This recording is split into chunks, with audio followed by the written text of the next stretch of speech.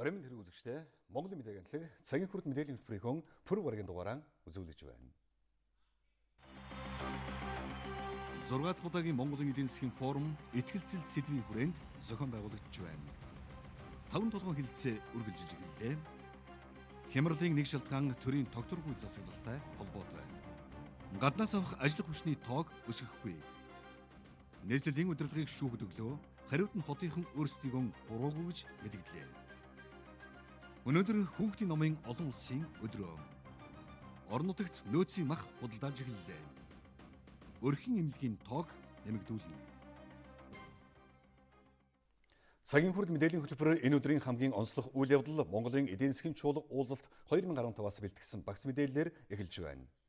6 дахь удаагийн чуулга уулзалт ихтгэлцэл сэдвийн хүрээнд зохион байгуулагдж байна.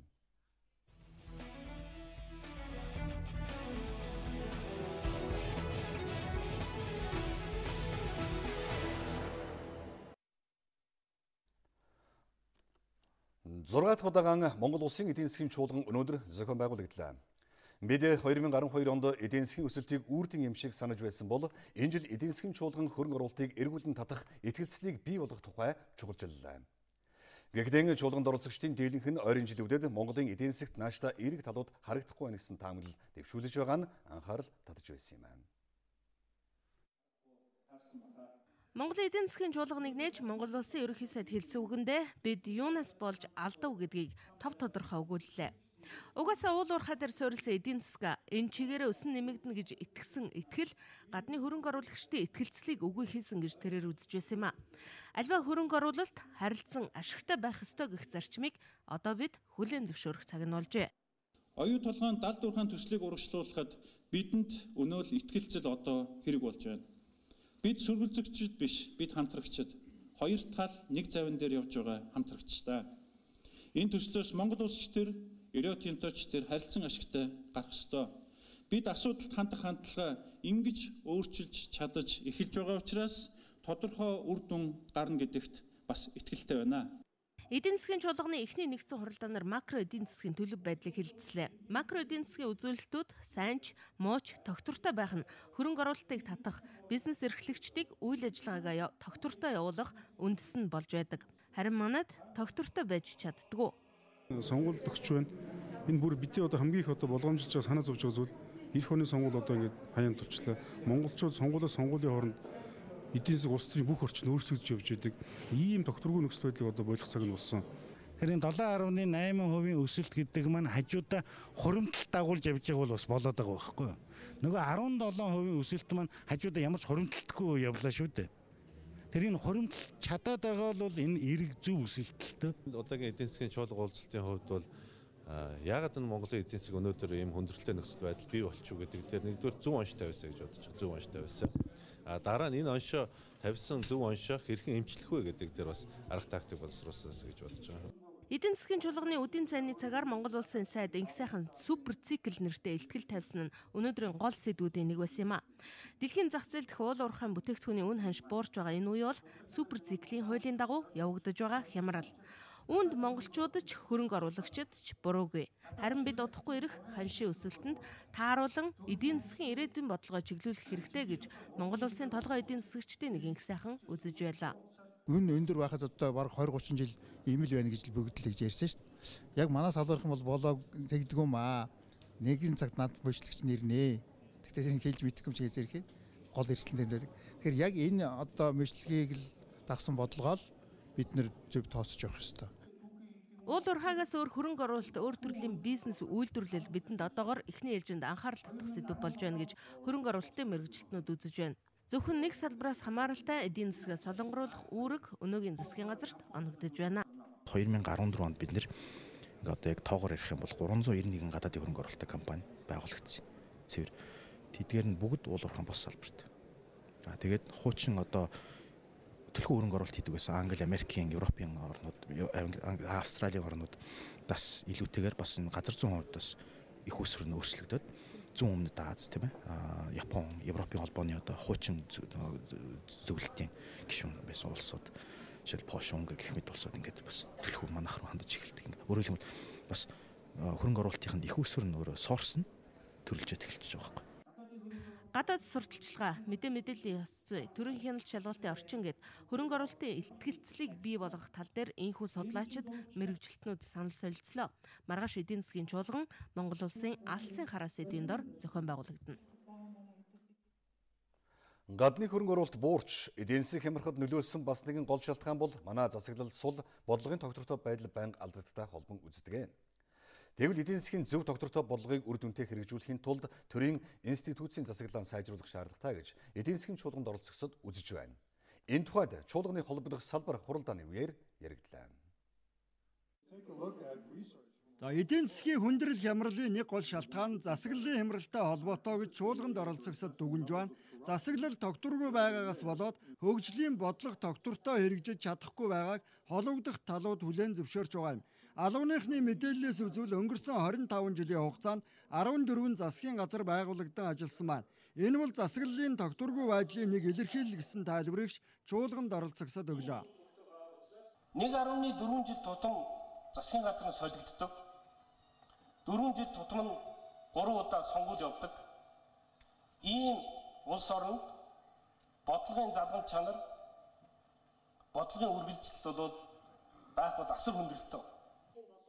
Засаглалыг сайжруулахын тулд үндсэн хууль зарим талын нэмэлт өөрчлөлт оруулах шаардлага байж болох юм гэдэг тухайд эдийн засгийн чуулганы үеэр яригдж байна. Засгийн газрын хэрэглэх газрын дарга Баяр Сүхтийн тайлбарлаж байгаагаар бол улсын хурал үндсэн хуульд нэмэлт өөрчлөлт оруулахдаа парламентын тогтолцоогоо төгөлдржүүлэх, ерөнхий сайдад илүү эрх мэдэл олгох, ерөнхийлөгчийг парламентаас сонгодог болох, ерөнхийлөгч хууль тогтоох ажиллагаанд зөвхөн хориг тавих эрхтэйгээр оролцдог байх, 4 жил тутамд болдог сонгуулийн тоог цөөрүүлэхэд чиглэсэн зарим талын зохицуултыг хийж болох тухайд улс төрчдийн хүрээнд яригдж эхэлсэн байна.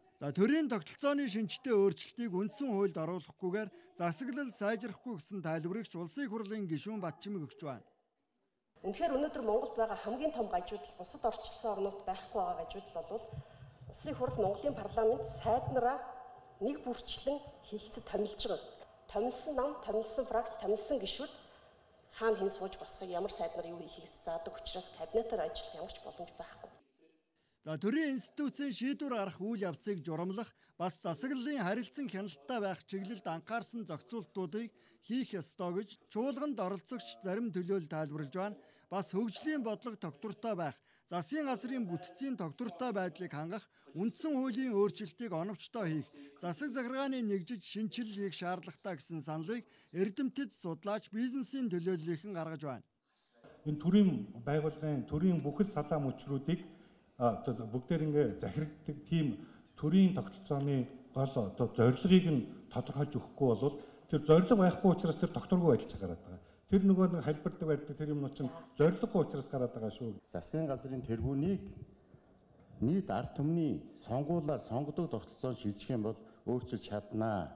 Тэгэх юм бол ерөнхий сайдыг огцруулахгүй, засгийн газар огцрохгүй. Үндэсний хөгжлийн цогц бодлого гэдэг юм дээрээ тулгуурлаад намууд нь тэр улс төрийнхөө амлалтуудыг, улс төрийнхөө мөрийн хөтөлбөрийг боловсруулдаг болооч. Тэгэхгүй тэгээд урчин зүүдэлсэн зүүдээ маргааш нь мөрийн хөтөлбөр болгож бичээд тэгээд нөгөөдхийгөө ингээд эвэргээд ингээд эдийн засгийг улстай хамт самардаг энэ тогтолцоогоо одоо бойл. Засаглал ил тод байх, бас хариуцлагатай байх, ажлаа тайлгнадаг систем шилжих хэрэгтэй гэдгийг чуулганд оролцогчдод сануулж байна. Бас улс төрийн намын тухай хуулийг шинжлэх, намуудын санхүүжилтийн зөв механизмыг бүрдүүлэх, сонгуулийн тогтолцооны өөрчлөлт хийх хэсгээр шийдвэрлэх ёстой гэдэг тухайд эдийн засгийн чуулганы үеэр яригдж байна. Таван толгойд стратегийн хөрөнгө оруулагчаар Монгол, Япон, Хятадын хамтарсан консорциум ялсан. 3 компани түншлэлтэй засгийн газар хэрхэн хамтарч ажиллах талаар өнгөрсөн 1-р сараас эхлэн хэлэлцээр хийж эхэлсэн. Эрдэнэс 5 толгой компаниас бүгд найрамдтаар улсын Чалко компани тавьсан өрийг хэрхэн шийдвэрлэх талаар хоёр талаа төр завсарлага аваад байсан. Завсарлагын хугацаа дуусч өнөөдөр хэлэлцээр дахин үргэлжилж эхэллээ. 5 толгойн стратегийн хөрөнгө оруулагчаар шалгарсан Монголын Energy Resource, Хятадын China Shanghai Energy, Японы Sumitomo компани хамтарсан түншлэл засгийн газартай хэлэлцээр эхлүүлэхдээ хэлцэх асуудлаа 4 хэсэгт хуваасан байна. Эхнийх нь 5 толгой ордод хийх хөрөнгө оруулалтын тухай, дараагийнх нь төмөр замын бүтээн байгуулалт, энэ ажилд Монголын төмөр зам, Эрдэнэс 5 толгой компани хэрхэн оролцох тухай шат дараатаараа хэлэлцгээр болсон. Эдгээр хэлэлцээрт хоёр тал ерөнхийдөө тохиролцоод байгаа.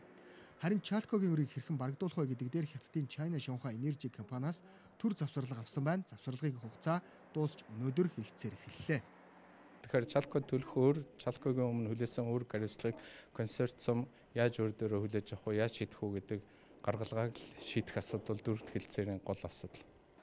Хэлэлцээрт юу яригдж байгаа талаар товч мэдээлэл өгөхөд 5-7 стратегийн хөрөнгө оруулагчид манай улсад Realty буюу ашигт малтмлын нөөц ашигласны 5% татвар төлөхөр болсон. Ингэхдээ нүүрсний үн нэмэгдэх юм бол ашигт малтмлын нөөц ашигласны татвар мөн нэмэгдэнэ гэж хоёр тал тохиролцсон байна. Дээр нь манай улсад түрээсний татвар гэж хөрөнгө оруулагчид төлөхөр болжээ. Одоо Chalco-д тавьсан өрийг хэрхэн шийдэх талаар хоёр тал тохирцчихвал энэ хавартаа багтаад 5-7-д бүтээн байгуулалтын ажлыг эхлүүлэх боломжтой гэж төлөвлөж байна. Аль болох хурдан шийдэх нь өөрөө Монголын хувьд хөрөнгө оруулагчдын хувьд ч гэсэн чухал гэж бодож байна. Яг тэгэхээр Монголд бас барилгын улиралч нь өөрөө богинохон байдаг. Тэгэхээр хэрвээ хаврыг алдах юм бол тэгвэл бид бүтэн жилиг алдсантай л адилхан болж байгаа. 7 тэрбумын нөөцтэй коксцэн үрснийхэн чанараар дэлхийд тэргүүлдэг 5-7 ордыг хувийн компаниудад бүр өгөөгүй өмчлөлтөнд төрдүүлнэ. Харин үйл ажиллагааг нь хувийн хвшлийнхнэр хийлгүүлэхээр хоёр тал ярилцж байна. Энэ хэлэлцээр амжилттай болсноор манай улсад 4 тэрбум долларын хөрөнгө оруулалт орж ирнэ гэсэн урьдчилсан тооцоо байгаа юм а. Нийслэлийн засаг дарга бөгөөд Улаанбаатар хотын захирагч Монгол дахь өөр монголчуудын холбооны төлөөллүүдийг өнөөдөр хүлээн авч уулзлаа. Өнгөрсөн амралтын өдрүүдэд Бурхан халдун ууланд манай зарим иргэд зүй бус авир гаргаж өөр монгол хүмүүсийг хөөсөнд тэрээр уучлалт хүссэн юм. Цаашд ийм алдаа гаргуулахын тулд төрийн байгууллагууд хүч чармайлт гарган ажиллана гэдгийг илэрхийллээ. Дархан Монгол, Хамаг Монгол төсөл, Галундстан холбооныхон 4-р сарын 6-нд төрийн ордонд ёс зүйтэй уулзалт мэтгэлцэн хийнэ гэдгээ өнөөдөр мэдгдлээ. Тэд олон нийтээс ирсэн асуултанд төрийн өндөрлөгөөс хариулт авахыг хүсэж байгаагаа илэрхийлсэн юм аа. Нийслэлийн нутаг дэвсгэрт баригдаж байгаа барилгууд хуулийн дагуу баригдаж байна уу гэдэгт хяналт шалгалт хийж эхлээд байна. Сүхбаатар дүүргийн нутаг дэвсгэрт хүүхдийн ордны хой талд Global Ford компани барьж байгаа барилгын ажлыг зогсоохоор боллоо. Энэ барилга зөвшөөрлгүй юм байна. 2015 онд нийслэлд 500-аас 600 орчим барилга баригдах төлөв байна. Үүнээс 265 барилгад эрсдэл тооцож шалгалт хийхээр болжээ. 2012 онд 86 барилга, 2013 онд 56, 2014 онд 26 барилга зөвшөөрлгүй баригдаж байсан. Энэ онд зөвшөөрлгүй барилгын тоо улам бүр буурна гэдгийг мэдээлж байна. Өндөр хүчлийн шонгийн дор үйл ажиллагаа явуулж байгаа аж ахуйн нэгжүүдэд нүүх шаардлага хургууллаа. 2005 оноос хойш энэ үйл ажиллагааг жилд 2 удаа зохион байгуулж ирсэн. Тэднийг албадан нүүлгэх эрх мэргэжлийн хяналт газрын албанд байхгүй учраас шаардлага хургуулахээс хэтрэгдэггүй. Тиймээс хууль зөрчигчдийн тоо жил бүр өссөөр өнөөдөр 1000-д хүрээд байгаа юм.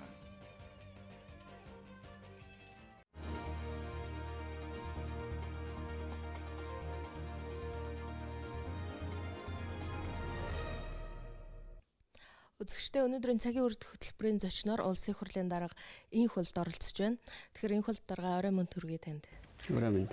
Миний хамгийн түрүүлж асуух гэж байгаа зүйл бол улсын хурлын хаврын чуулганаар олон нийтийн дунд хүлээгдэж байгаа ямар асуудлууд, ямар хуулиуд хэлэлцэгдэх гэж байгаа л. Аж үйлдвэрийн бодлого, үйлдвэржүүлэлтийн тухай улсын хурлын тогтоол, за жил болгоны хаврын чуулгаар хэлэлцдэг жижигүүрийн асуудлуудыг ярилгүйгээр одоо хамгийн ихний 5 асуудал бол төсвийн тайлан,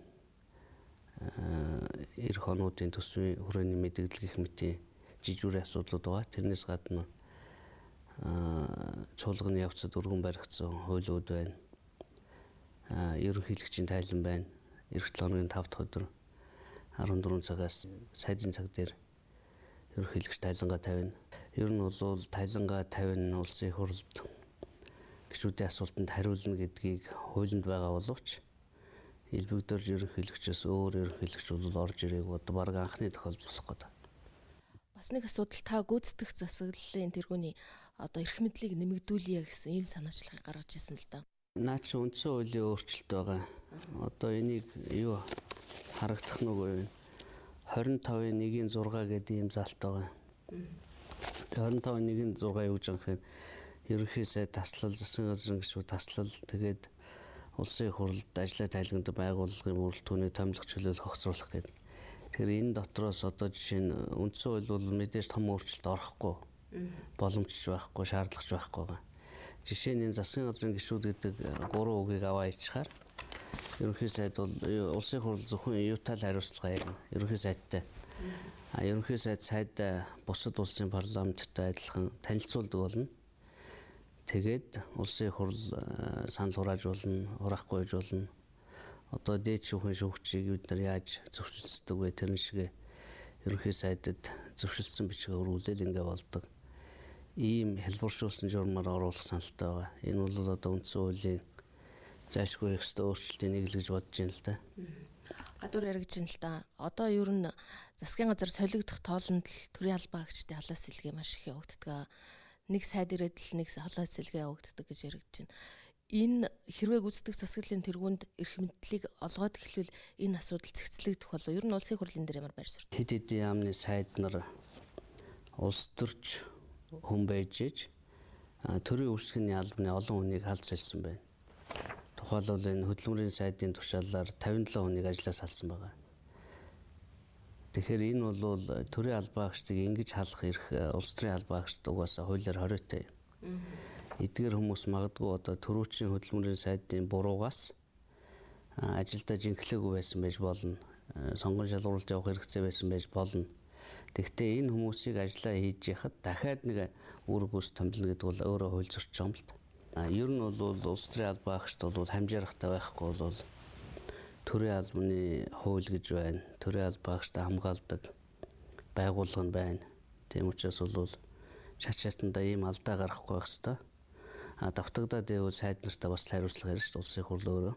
Тэгэхээр одоо бол ерөнхий сайдын тушаалыг хүчингү болгосон дараа төрүүчийн улсууд нь ажилд ороод буцаад явж ингэж нэг шударгасыг тогтоох нь бол зүйтэй байгаа. Дараагийн нэг асуулт бол ер нь одоо ингээд хаврын мал төлөлт болж байна. Тариалалт ч гэсэн эхэлж байна. Малчтын талаар төрөөс баримтлах бодлого ер нь ямар байх вэ?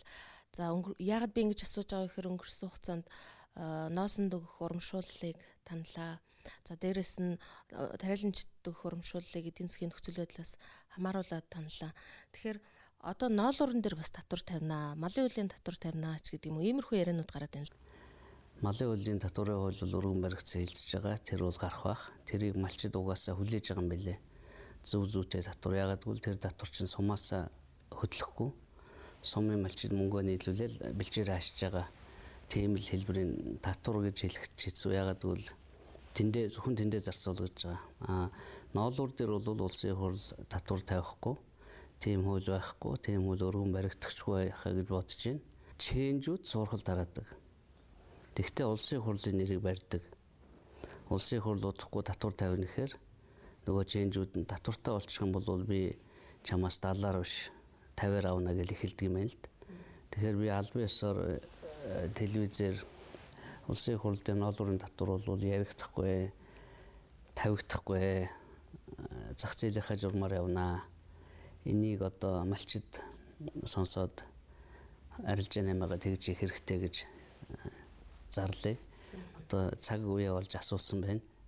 Өглөө би аймгийн даргатай уулзахад яг энэ сэдвийг ярьсан. За баярлалаа. Өнөөдөр манай зочноор улсын хурлын дарга энэ хуулд оролцлоо.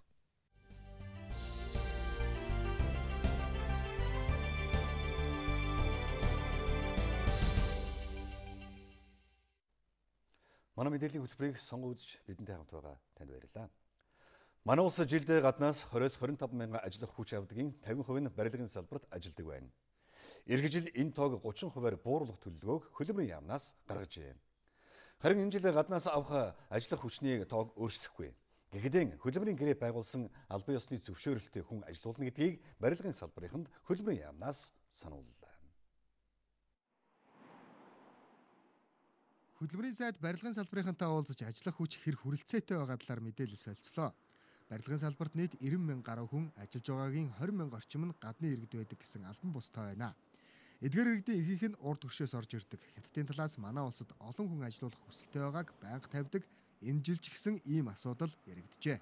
Хятадын элчин бол надад хятадаас авах ажиллах хүчний квотыг одоо нэмэгдүүлэх тал дээр анхаарч өгөөч гэсэн санал тавьсан. Би бол хятадаас авах, ер нь гадаадаас авах ажиллах хүчний квотыг нэмэгдүүлэх боломж байхгүй байна.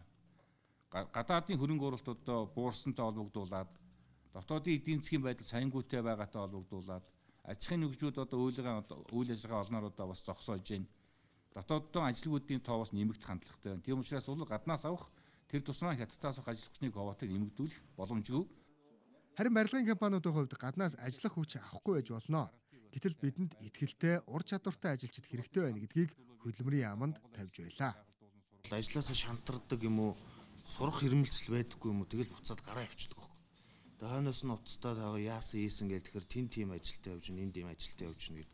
Тэр мэргэжилтэнгүүдээ сургаж явуулах тал дээр анхаарахгүй бол бид нэр ажлын талбай дээр сургана гэхээр нөгөө сурах сонирхол итгэхгүйгүй ирсэн улсууд маань шантрах ч юм уу тэгээд гарах тохиолдол их байдаг. Та бүхэн ажиллах хүч авах шаардлага байгаа бол ямар нэгэн хүнээс дамлан одоо илүү хөлс өгч авах шаардлага байхгүй.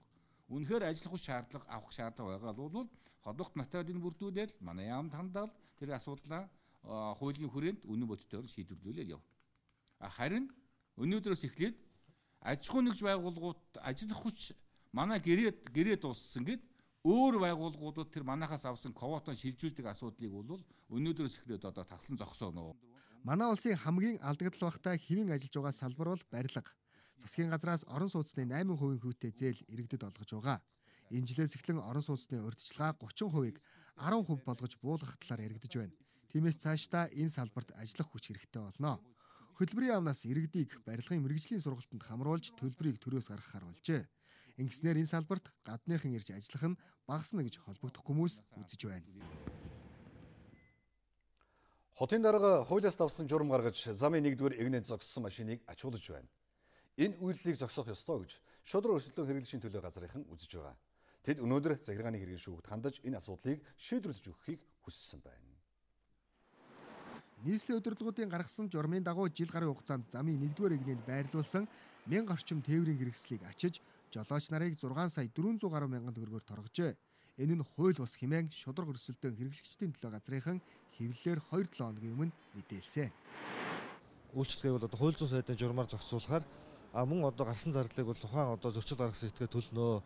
Хэдэн төгрөгний төлбөр төлөхийг бол одоо замын цагдаагийн ерхий газрын дарга тогтооно гэсэн ийм заалт байгаа. Тэгэхээр яг өрсөлдөөний тухай хуулийн 13 дугаар зүйлд бол төрийн болон нутгийн захиргааны байгууллага нь хууль заагаагүй бол одоо өрсөлдөөний хязгаарлах чиглэсэн шийдвэр гаргахыг хориглоно гэсэн энэ заалтыг зөрчиж байгаа юм л та. Шудраг өрсөлдөөн хэрэгжилтийн төлөө газрын энэ мэдээллийг нийслэлийн удирдлагууд үгүйсгэж машин ачиж журамлах шийдвэр хэвээр хэрэгжиж байгаа. Тиймээс шудраг өрсөлдөөн хэрэгжилтийн төлөө газрынхан нийслэлийн захиргааны хэргийн шүүхэд хандаж энэ асуудлыг шийдвэрлэж өгөхийг хүссэн юм а. Ийхүү шудраг өрсөлдөөн хэрэглэгчийн төлөө газар дээрх асуудлаар хотын удирдлагыг буруутгаж захиргааны хэргийн шүүхэд хандаад байгаа бол харин нийслэлийн удирдлагууд бид олгогдсон бүрэн эрхийнхээ хүрээнд ажиллаж байгаа гэсэн тайлбарыг өгч байна. Дүрм зөрчиж ажигласан автомашины жолоочид ногдуулах торгуулийг нийслэлийн удирдлага тогтоох хууль эрхэлсэн үндсэлтэй гэсэн юм а. Дүрм зөрчиж байгаа тээврийн хэрэгслийн жолоочид нийслэлийн удирдлага хариуцлага тооцох эрхцэн үндэс нь замын хөдөлгөөний аюулгүй байдлын тухай хуулийн 15 дугаар зүйлд тусгагдсан. За үүнд замын хөдөлгөөний аюулгүй байдлыг хангах талаар аймаг нийслэл сум дүүргийн засаг дарга эрхтэй. Мөн Монгол Улсын засаг захиргаа нутаг дэвсгэрийн нэгж түүний удирдлагын тухай хуулиар засаг дарга хууль тогтоомжинд заагдсан эрх хэмжээнийхээ хүрээнд гаргасан шийдвэр за тухайн нутаг дэвсгэрт хүчин төгөлдөр мөрдөгдөнө. Бас түүнийг холбогдох байгууллага албан тушаалтан иргэд заавал биелүүлнэ гэж заасан юм байна. Дүрм зөрчсөн тээврийн хэрэгслийг цаашдаа зөөж шилжүүлэх ажлыг хийн торгуулийн арга хэмжээж авахар журмаа шинжилж байна. Суудлын автомашинаас 60 мянга, за жип болон бага аврын ачааны машинаас 70 мянган төгрөгийг дүрм зөрчсөн. Бас зардал чирэгдэл гаргаж тээвэрлүүлсний хөлсөнд авахар журманд тусгаад байгаа юм. Мөн гаднах зогсоолд хүрэлцээгүй улмаас үйлчлүүлэгчийн тээврийн хэрэгсэл ажигдсан тохиолдолд тухайн аж ахуй нэгж байгууллага иргэнээс гарсан зардлын 50%-ийг төлж барагдуулах асуудлыг оруулаад байгаа юм. Энэ тэгээ дараа шүүхлээ очих нь л дээ. Шүүхтэр очиод шийдвэр гаргуулад тэгээ дараа нь буцаад төлбөр авна гэдэг. Энийг яаж зохицуулах вэ одоо та? Одоо ингэ эсвэл ямар ч байгууллага одоо зохицуулах хүчээр шийдэ гэдгийг журмаараа бид нар айгүй сайн шахаж өгч яана гэж ойлгохгүй. Тухайн байршлууд дээр ингээд яг одоо тэр зогсоолууд хичнээн 2-3 машин багтгаар ч гэсэн байсан байхад одоо тэрийг зохицуулах бүрэн боломжтой. Тийм учраас бидний нөгөө нэг 50 хүртэлх метр албан байгууллага газруудыг өөрснөө тогтцуулдаггүй байдгүй энэ дэр бол аюул төлөхөж болно гэж үзэж байгаа. Ер нь тэгэж байна. Одоо хамгийн боломжтой юмудаа бид нар гаргая. Тэр зогсоол асуудлуудаа өөрсдөө гарах үүрэгтэй болгоё. Автомашин зөөж шилжүүлж байгаа аж ахуй нэгж байгууллагын жолоочийг ёс зүйтэй байхыг шаардна. Иргэд гомдлоо хотын цагдаагийн газарт гаргаж шийдвэрлүүлэх эрхтэй. За нийслэлийн удирдлагын зөвлөлийн өнөөдрийн хурлаар хилэлцсэн энэ журмын асуудал нийслэлийн иргэдийн төлөөлөгчдийн хурлаар орж шийдвэрлэгдэх юм а. Өрх сумын эмнэлгийн чадварыг нэмэгдүүлж байж том эмнэлгүүдийн ачааллыг бууруулах боломжтой. Энэ жил эрүүл мэндийн салбарт 100 гаруй тэрбум төгрөгийн гадны санхүүжилт хийгдэнэ. Энэ мөнгөний 3/2-ыг өрхийн болон багийн эмнэлгүүдэд зориулах юм байна.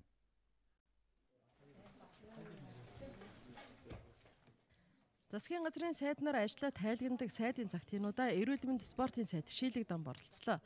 Тэрээр эрүүл мэндийн салбарын засаглалыг боловсронгуй болгож, тусламж үйлчилгээний чанарыг сайжруулах чиглэлээр хийж хэрэгжүүлж байгаа ажлаасаа дуулгасан юм а. За юуны төрөнд өрхийн болон багийн эмнэлгүүдийн үйлчилгээг сайжруулах замаар том эмнэлгүүдийн ачааллыг бууруулах юм байна. Оншилгооны гэдэг юм уу бусад шаардлагатай тоног төхөөрөмжийг өрх сумын эмнэлгүүдэд одоо бид хөрөнгө оруулалт байдлаар шийдснээр тэнд тусламж үйлчилгээ үзүүлэх үйлчилгээний багцууд нэмэгдэнэ. Өнөөдрийн одоо үзүүлж байгаа тэр тусламж үйлчилгээний тэр одоо төрлүүд нь одоо 4-5 дахин нэмэгдэх юм боломжтой байна.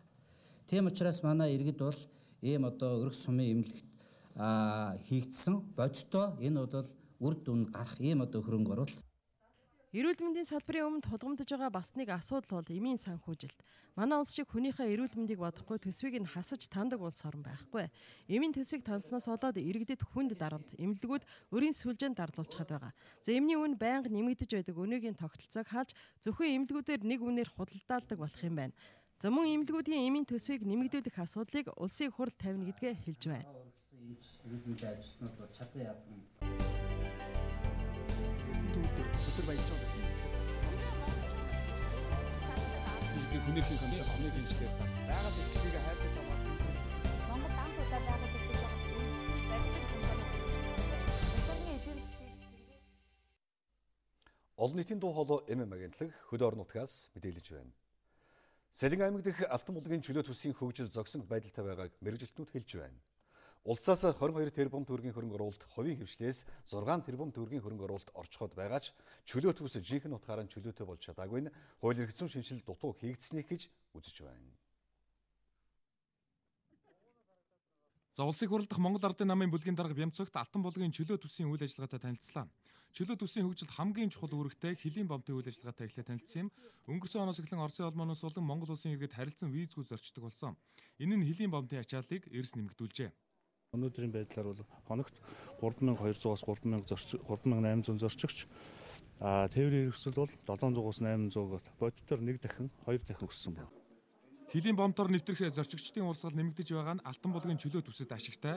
Гэхдээ чөлөө төсийг хөгжүүлэх хуулиуд амьдралд нийцэхгүй өөр хоорондоо зөрчилдөж байгаагаас болж зорчигчдын урсгал нэмэгдсэн нь харин ч нэмэр биш нэрмээс болж байгааг хэлж байна.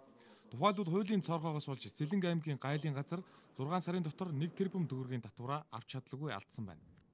Гайлаа татварлалтгүйгээр татвараа төлөөд орох байсан юмыг наашигаа өрүүлээ ганцхан мушгаал ийшээ ороод ирэхэд татваргүй болгож байгаа байхгүй юу? 3 сая төгрөгийн дотор.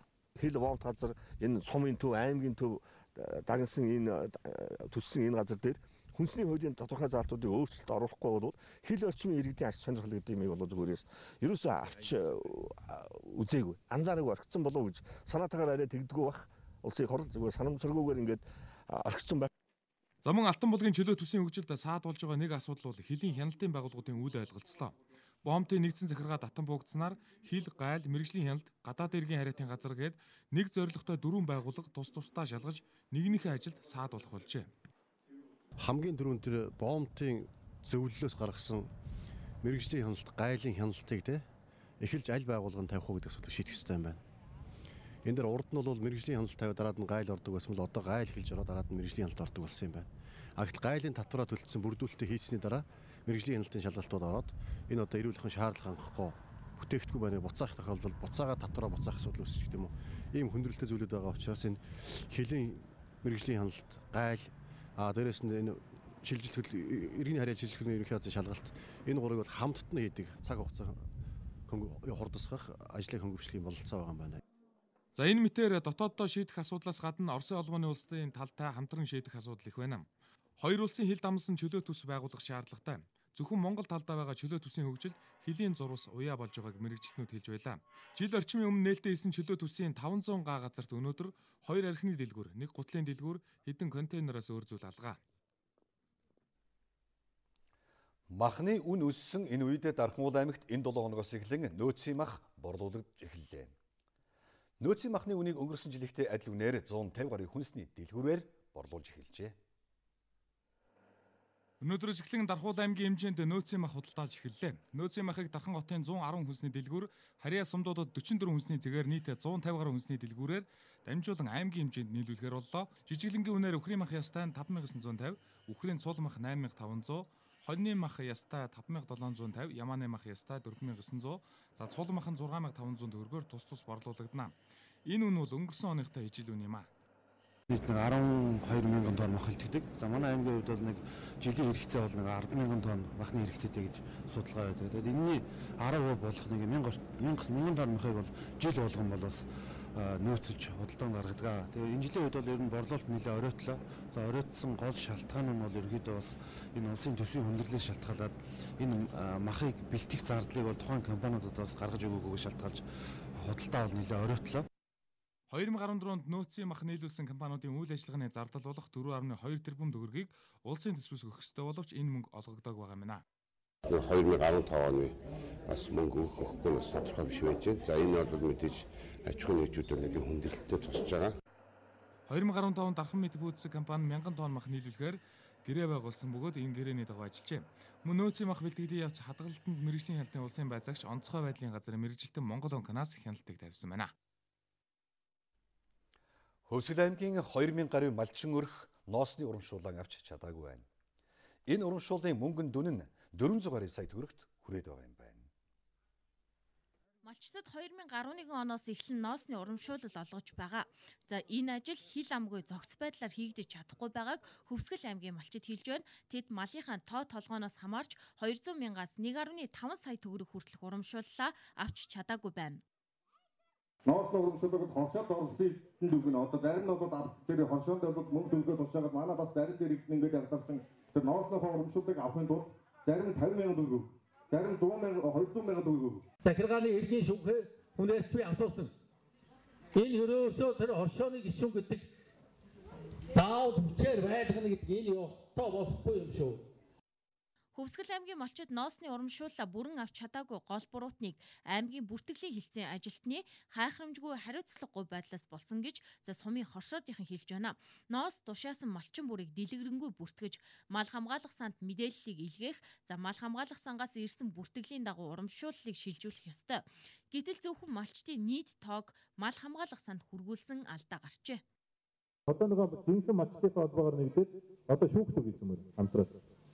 Тэр хариуцлагагүй ажилтныг. Ингээд тэр хариуцлагагүй ажилтных нь юу алдаа оноо тогтоогдсон юм бол тэр имиж нь гаргуулах ёстой шүү дээ. Энэ мэтчлэн төрийн албан хаагчийн хайхрамжгүй байдлаас олж малчид хохирж үлдэх ёсгүй гэж тэд хэлж байлаа. Харин ноос арьс шир олгох урамшууллыг зөвхөн хоршооны гишүүн малчин өрхөд олгоно гэсэн заалтыг цуцалж 2016 оны 1-р сарын 1-ний хүртэл хойшлуулсан. Энэ хугацаанд ноос арьс ширний урамшууллын нэрээр олон хуурамч хоршоо байгуулагдсныг цэгцлэх, зохион байгуулалтанд оруулах ажлыг хийх юм байна.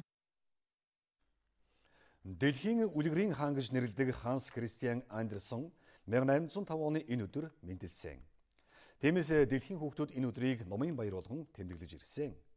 Монгол хүүхдүүд энэ жилийн номын өдрөөрөө үндэсний онцлог, өв уламжлал, орчин үеийн хүүхдийн сэтгэлгээ, сэтгэл зүйн онцлогт нийцүүлэн тойрволсон 6 бот үлгэрийн номтой боллоо.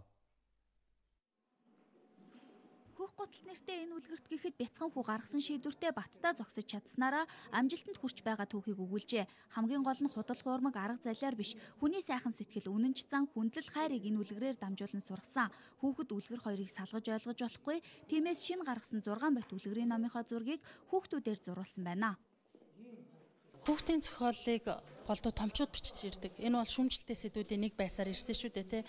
Одоо 40-50 хүрсэн том хүний бичсэн зохиолыг яаж хүүхд хүлээж авах юм бэ гэдэг талаас нь ч бас судлаач шүүмжилдэг, тэ. Орчин цагийн Монгол хүүхдүүд, залуучуудын төлөөллүүд зурсан. Тийм болохоор тэдний сэтгэл шингэсэн, тэдний хүсч явдаг мөрөөдөл шингэсэн учраас өнөө цагийн хүүхдүүдэд тохирно гэж найдаж байна. Хүүхэд бол цав цагаан цаастай адил энэ цаасан дээр ямар хүн зурх вэ гэдэг томчуудаас шалтгаална. Сүүлийн 10-аад жил манайд хүүхдийн сонирхолд нийцсэн сэтгэлгээнд тохирсон ном зохиол бараг хэвлэгдээгүй гэж болно. Тиймээс зурагт интернет гар утасгээд хит цахимжсан хяналтгүй ертөнцөөс мэдээлэл авах болсон. Орчин үеийн хүүхдүүдийн оюуны хэрэгцээг хангаж чадах нүүдэлчдийн сэтгэлгээний онцлогийг шингээсэн 6 бот уншигчдад инхүү хүрч байна. Монгол хүний сэтгэлгээний онцлог бол юмыг өөр өнцгөөс хардаг ийм сэтгэлгээ байхгүй. Суурин соёл иргэншлийн юунаас ялгаатай. Тэнд бол хэрвээ одоо би энэ замыг тийм ээ одоо ингээ гүүгээд гарчих байсан юмыг заавал намайг гар гэвэл гар гэсэн хойно би гарах ёстой гэдэг тийм баригдмал сэтгэхүйгээс л өөр. Хүүхдийн номны 80 гаруй хувийг орчуулгын бүтээл эзлэж байна. Гэхдээ шаардлага хангасан мэрэгжлийн бүтээл цөөхөн хэн дуртай нь гэртээ суугаад там том орчуулгатай үг үсгийн алдаатай хүүхдийн шар ном хэвлэж байна.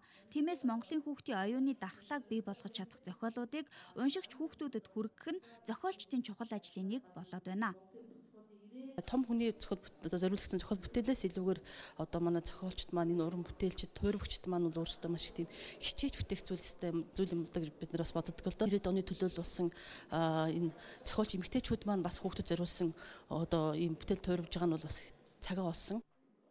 6 бот үлгэрийн номыг бүтээхдээ 10 жил зарцуулсан байна. Орой бүр үлгэр сонсож өссөн хүүхдийн төсөөлөн бодох чадвар хөгжиж, хэл яриа зүгширдэг болохыг судлаачид тогтоосон байдаг. Гэхдээ зөвхөн хүүхдч биш, томчууд хаяада өөрийгөө олохгүй, ганцаардсан эсвэл сэтгэл гундуухан үедээ уншаад бага насаа олж гардаг тийм олон жилийн настай зохиол бүтээхийг зорьсон гэж зохиолч онцолж байсан юм а.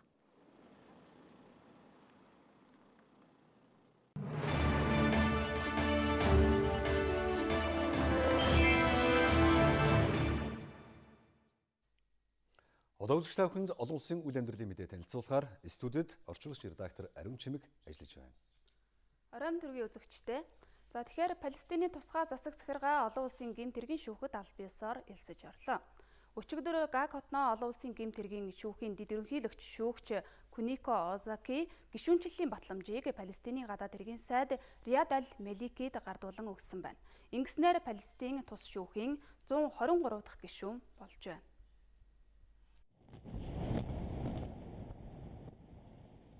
Палестины эрх баригчид өнгөрсөн 100 Израилийн армийн Газын зурагт өгсөн агаарын цохилтонд олон энгийн иргэн амьрагдсан. Мөн Йорданы баруун иргэдэх Израилийн еврей сүрэнгийн барилгын ажил олон улсын хуулийг ноцтойгоор зөрчсөн үйлдэл гэж үзээд Израилийн эсрэг олон улсын эрүүгийн шүүхэд энэ заргын дагуу олон улсын эрүүгийн шүүх Израильд мөрдөн шалгалт эхлүүлэх эсхийг шийдэхийн тулд урьдчилсан мөрдөн шалгалтыг эхлүүлээд байна. Палестины хувьд олон улсын эрүүгийн шүүхэд гишүүнээр элсэх нь манай ард түмний хувьд түүхэн өдөр. Бид өнгөрсөн 100 Газын зурваст хүүхэд эмэгтэйчүүд голдуу 12,000 гаруй хүнийг хөнөөж шархтуулсан 500 гаруй мянган хүнийг орон гэрээ орхиход хүргэсэн энэ хэргийн буруутанд хариуцлага хүлээлгэхийг зорж байна. Палестины ард түмний эсрэг ийм гэмтэрэг дахин үйлдэхгүй байх баталгааг бид хүсэж байна.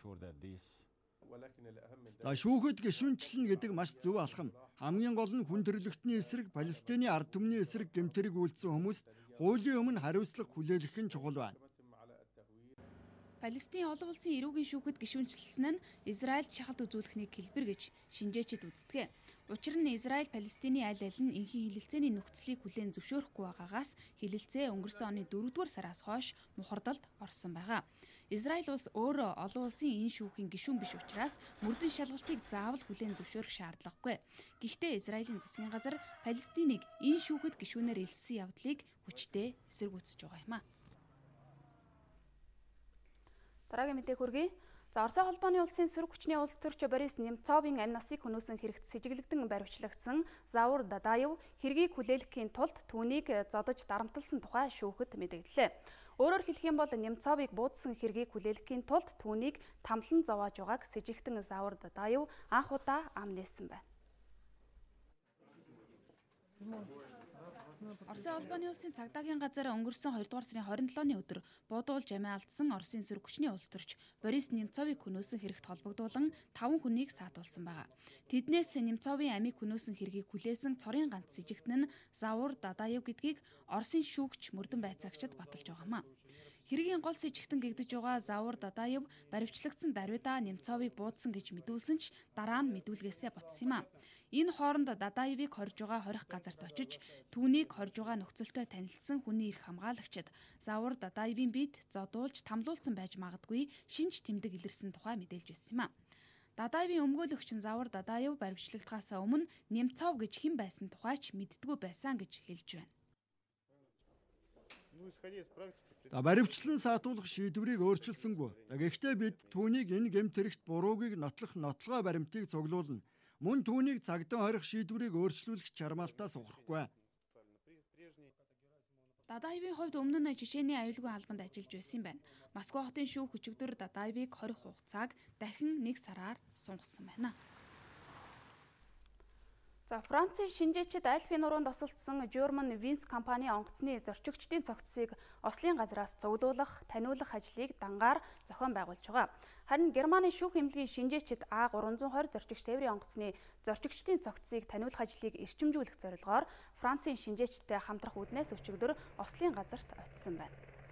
Тэгэхээр одоогийн байдлаар Францын шинжээчид Ослын газраас хохирогчдын цогцсыг бараг цуглуулж дууссан. За Германы шинжээчид цогцсыг таниулах шинжилгээг богино хугацаанд явуулахад нь хамтарч ажиллах. Германаас авч ирсэн зарим хохирогчдын мэдээлэлтэй ДНК-г тулгах юм байна. Хэрвээ ДНК-гийн шинжилгээг яаралтай хийхгүй бол хохирогчдын арга гэрийнхэн олон сар хүлээж магадгүй нөхцөл байдал үүссэн юм а.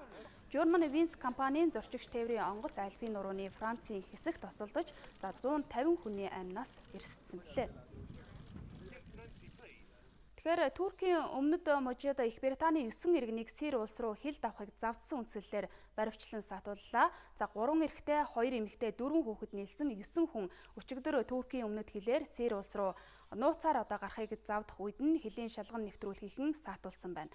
Тэд ямар зорилгоор Сирь улсыг зорж явсан тухай мэдээллийг Их Британи болон Туркийн аль аль нь нууцлж байна.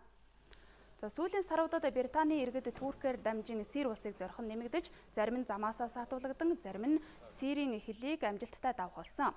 За өнгөрсөн сард л гэхэд Британий 21 настай эмэгтэй мөн өсвөр насны 3 охин Сирийг зорихоор Туркэд очиод саатуулгдсан 2 тохиолдол бүртгэгдсэн.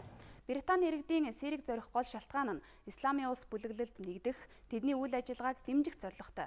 Ер нь дан ганц Британч гэлтгүй дэлхийн олон орны иргэд Исламын салан тусгаарлах үзэлд нэгдэхээр Ирак Сирийг зорих урсгал бий болсон бөгөөд за олон улс ч энэ асуудал дээр анхаарал хандуулж иргэдээ Исламын салан тусгаарлах байдал газар авсан. Ялангуяа Сирь Ирак руу явуулахгүй байх арга хэмжээг улс орнууд авч хэрэгжүүлж байна. За тэгэхээр Сауди Араб тэргүүтээ Арабын булангийн орнуудын Йемен улсад засгийн газрын огцруулсан зэвсэгт босгочдын эсрэг агаараас цохилт өгөх ажиллагаа эхлээд 7 хоног байна. Энэ хугацаанд Йемен дэх Хусити бүлэглэлийн гол бай зэвсгийн агуулгуудыг нь дэлбэлсэн ч энгийн иргэд олноор ам өргөдөж байгааг улс орнууд анхааруулж байна. За тухайлах юм бол өнгөрсөн мягмар гарагт Йемений нийслэлийн баруун бүсэд болсон дэлбэрэлтэнд үйлдвэр өртөж, тус үйлдвэрийн 37 ажилтан амир өгсөн болохыг дотоодынх нь хэвлэл мэдээлж байсан юм а. Гэвч Сауди Араб энэ дэлбэрэлт агаарын ажиллагааных биш, за босгочдын харамсан пуужингийн хадлага гэж мэдэгдэж байна. Мөн нэгдсэн үндэсний байгууллагын хүүхдийн сан өнгөрсөн мягмар гарагийн байдлаар Йеменд бага насны хүүхэд голдуу 62 хүн ам өргөдөж 30 гаруй хүн шархсан тухай мэдээлж байна.